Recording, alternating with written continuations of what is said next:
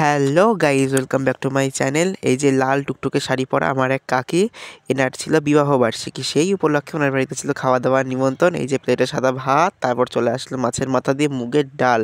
ডালটা যা হয়েছিল না, ছোটপট একটু খেয়ে নিলাম। চিপস দিতে খুব দেরি করছিল, অর্ধেক ভাত তো খাওয়াই হয়ে গেছিলো। তারপরে দিয়ে দিল চিপস। চিপসগুলো কেমন নেতিয়ে নেতিয়ে গেছিলো, তা ঠিক আছে, খাওয়া এসবে চলে। কিন্তু ডালটা যা হয়েছিল না, ডালটা একদম ফাটাফাটি হয়েছিল। ডালের পরে দিয়ে দিয়েছিল মাছের ঝোল। সবই কিন্তু আমার কাকি নিজের হাতে করেছে। মাছের সাইজটা দেখেছো কি সুন্দর, পুরো বিয়ে বাড়ির মতো হয়েছিল। তারপরে চলে আসলো মাংস। মাংসের কালারটা দেখো না, লোহার কাঠিতে রান্না বান্না হয়েছে তো ওর জন্য কালারটা একটুখানি কালো কালো হয়ে গেছে, কিন্তু খেতে যা হয়েছিল একদম মাইন্ড ব্লোয়িং। একটু ভাত দিয়ে, একটুখানি মাংস দিয়ে, একটু আলু দিয়ে একটুখানি খেয়ে নিলাম।